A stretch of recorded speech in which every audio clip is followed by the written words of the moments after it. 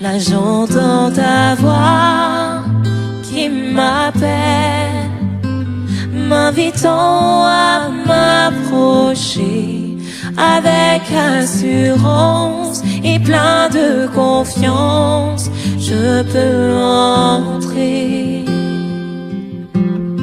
dans ce lieu secret.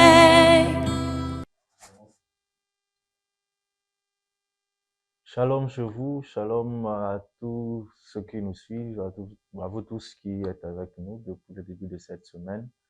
Je suis très heureux de pouvoir partager avec vous ce que le Seigneur a déposé dans notre cœur à travers Aga, un moment très bénissant où nous méditons, nous réfléchissons par rapport à ce que le Seigneur nous donne. Jésus a dit, toutes les fois que nous prions, que l'on sache dire aussi, donne-nous notre pain de ces jours. Tout ce qui est nécessaire pour notre vie, tout ce qui est nécessaire pour notre croissance. Arthos, du grec.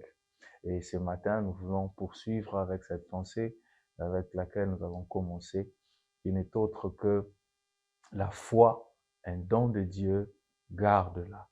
Nous avons lu la parole de Dieu dans Éphésiens chapitre 2, le verset 8, mais aussi dans Luc chapitre 18, le verset 8, où nous avons vu les vœux du Seigneur Jésus-Christ de pouvoir trouver la foi sur la terre lorsqu'il reviendra. Parce qu'en fait, la foi est un don que nous avons reçu du Seigneur, dont l'objectif est de nous amener à pouvoir vivre dans la gloire avec lui après que tout soit passé. Parce que tout ce que nous voyons, tout ce que nous entendons, tout ce qui nous entoure génère une certaine foi en nous.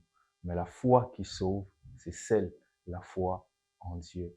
Seigneur, nous bénissons ces moments, nous prions que tu puisses nous enseigner, nous prions que tu puisses nous donner de pouvoir comprendre ta pensée afin que nous puissions atteindre tous les objectifs que tu as voulu que l'on atteigne et même ce que nous voulons atteindre avec toi au nom de Jésus-Christ. Je suis le pasteur Lionel, je suis votre frère, je suis un des pasteurs dans la communauté Église Beth Eden et responsable de la cellule de la commune de Kinshasa, située au croisement des avenues Croix-Rouge et du Marais. Nous sommes en train de parler de la foi qui est un don de Dieu et que nous devrions la garder. Pourquoi est-ce qu'on devrait la garder? Parce que le sous-point que nous voulons aborder aujourd'hui, c'est parce que la foi est un héritage. La foi est un héritage. Nous allons lire la parole de Dieu dans le livre de 2 Timothée au chapitre 1er, le verset 3e, 4e et le verset 5e. Lisons au nom de Jésus-Christ. C'est Paul qui est en train de parler, il est en train de s'adresser à son fils légitime dans la foi, Timothée, en ces mots. Je rends grâce à Dieu que mes ancêtres ont servi et que je sers avec une conscience pure, de ce que nuit et jour je me souviens continuellement de toi dans mes prières, me rappelant tes larmes et désirant te voir afin d'être rempli de joie, gardant le souvenir de la foi sincère qui est en toi, qui habita d'abord dans ton aïeul Loïs et dans ta mère Eunice, et qui, j'en suis persuadé, habite aussi en toi. Parole du Seigneur. Ce texte est en train de nous montrer que Paul est en train de s'adresser à son fils légitime dans la foi, à qui il a confié une responsabilité, celle de conduire, celle de diriger l'église du Seigneur à Éphèse où il était.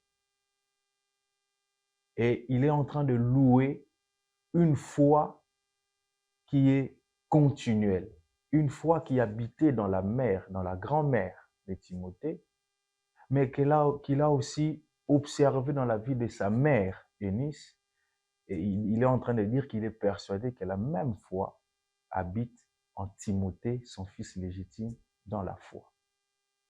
Oh, il y a bien de choses que nous avons commencé. Il y a certaines choses qu'on a commencé au mois de janvier, au mois de février, peut-être même des années avant.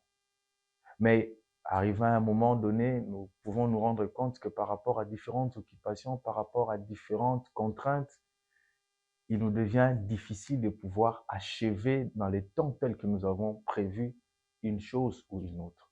Cela n'est pas une raison d'abandonner. Cela n'est pas une raison pour jeter l'éponge.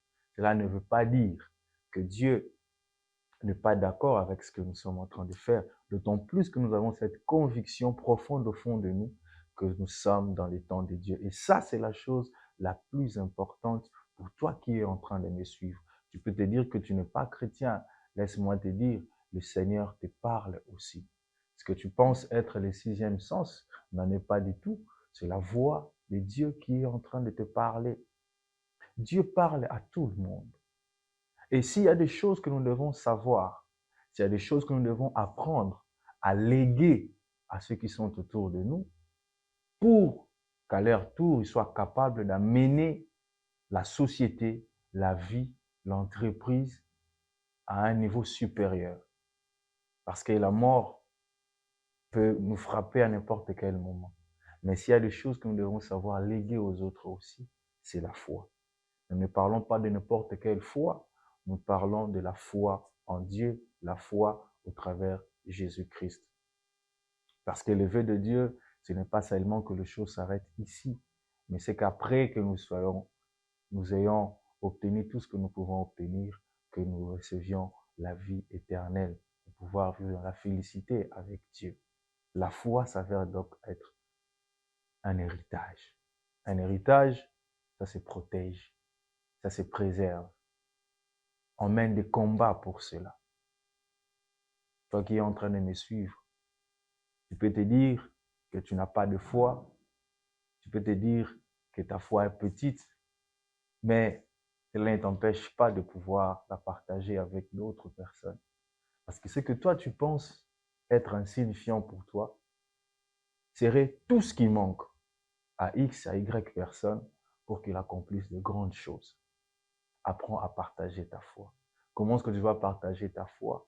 En parlant de ta foi, en parlant de la conviction, de cette force intérieure, de ces choses que tu peux réaliser, et pas par ta propre force, mais par la grâce de Dieu. Parce qu'il n'y a rien que nous puissions faire qui soit le fruit de nos propres efforts. Si Dieu veut que l'on fasse quelque chose, si Dieu permet que l'on fasse quelque chose, cette chose se fera. Pourquoi te tais-tu lorsqu'il faut que tu parles de Dieu? Pourquoi deviens-tu timide lorsque les autres parlent de leur foi?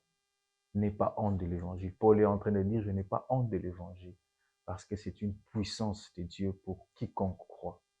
La foi, ce que Dieu te donne te rend heureux. Ce que Dieu te donne, il ne te l'arrache pas parce que tu la partages avec d'autres personnes. Quelqu'un a dit que le bonheur ne se vit réellement que lorsqu'il se partage. Le vrai bonheur que nous pouvons avoir, c'est de pouvoir partager notre foi partout. Nous avons parlé il y a quelque temps de ce que la foi est une vie. Il est important que cette vie, nous puissions la répandre autour de nous. J'aimerais t'inviter à prier avec moi. Dieu notre Père, merci parce que tu m'as fait don de la foi. Et je prie au nom de Jésus-Christ.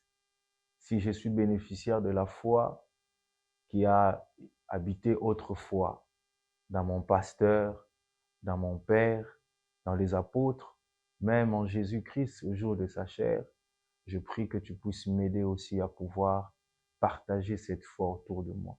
Que mes enfants soient des hommes de foi, soient des femmes de foi. Que ceux qui travaillent avec moi, que mes chefs, que ceux qui m'accompagnent, que ceux que j'accompagne, soient des hommes de foi. Car c'est la foi qui nous permettra d'être agréables. C'est la foi qui nous permettra de recevoir l'exaucement à toutes nos prières, comme Jésus a dit. Nous bénissons ta parole, puisse-t-elle devenir une véritable vie. Au nom de Jésus, nous avons ainsi prié. Nous disons Amen. Que Dieu vous bénisse, que Dieu bénisse les œuvres de vos mains. C'est votre frère, le pasteur Lionel Maya. À très bientôt. Là j'entends ta voix qui m'appelle, m'invitant à m'approcher avec assurance et plein de confiance. je peux entrer dans ce lieu secret